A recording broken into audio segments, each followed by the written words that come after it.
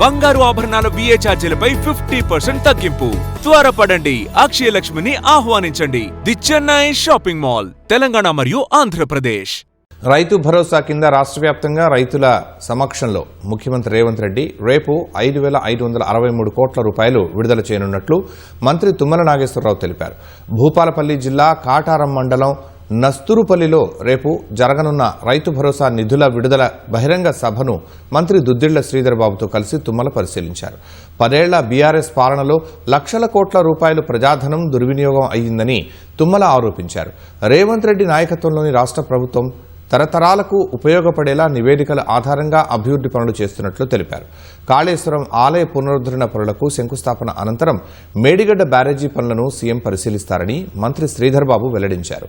గత ప్రభుత్వం నాణ్యత లేని బ్యారేజీ నిర్మాణం వల్ల వినియోగించేందుకు వీలుపడకపోవడంతో అవసరమైన చర్యలు తీసుకుంటామని శ్రీధర్ బాబు పేర్కొన్నారు.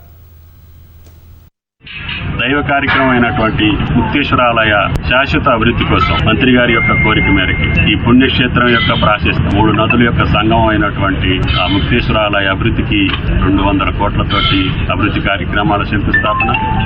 అదేవిధంగా ఈ అటవీ ప్రాంతంలో నివసిస్తున్నటువంటి కరీంనగర్ జిల్లాకి సంబంధించి ఉమ్మడి వరంగల్ జిల్లాకు సంబంధించి ఈ రైతాంగం ఆయన పాదయాత్రలో ఆనాడు PCC అధ్యక్షుడిగా ఇచ్చినటువంటి మాటలకు అనుగుణంగా ₹1,000 ఎకరానికి ఇస్తామని చెప్పి ఈ రోజు ప్రకటించి సంవత్సరానికి 12,000 రూపాయల చొప్పున 73 లక్షల మంది రైతాంగానికి 1,50,00,000 ఎకరాలకి భారతదేశంలో రైతు భరోసా ఇస్తున్నటువంటి ఏకైక ప్రభుత్వం రేవంత్ రెడ్డి గారి ప్రభుత్వం. దానికి ఈ యొక్క పుణ్యక్షేత్రం ఈ యొక్క పుణ్యభూమి మీదనే రైతుల ఖాతాల్లో జమ చేయాలనే సదుద్దేశంతో ముఖ్యమంత్రి గారు ఈ యొక్క కాటారాన్ని ఎన్నుకున్నారు.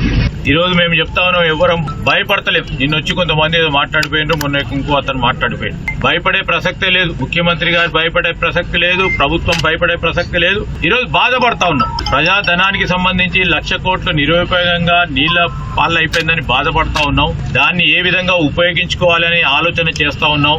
ఈ రోజు జల వనరులకు సంబంధించి కేంద్ర ప్రభుత్వ సూచన మేరకు చేస్తా ఉన్న నివేదికను తీసుకుని ముందుకు పోవాలి. మళ్ళొక్కసారి డబ్బులన్నీ నీళ్ళల్లా వాళ్ళలాగా వదిలే కార్యక్రమం చేయకూడదని ఈ రోజు ముఖ్యమంత్రి గారితో పాటు మా కేబినెట్ కు సంబంధించిన సహచర మంత్రివర్గ పెద్దలు గాని ఈ రోజు యావత్ మా ప్రభుత్వం గాని ఇంత పెద్ద ఎత్తున వారు కట్టడం చేయాలని చూపెట్టిన చొరవ, ఆ ఉత్సాహం, ఆ ఆసక్తి నాణ్యత పరంగా చూపెట్టకపోవడం జరిగిందనే మా బాధ.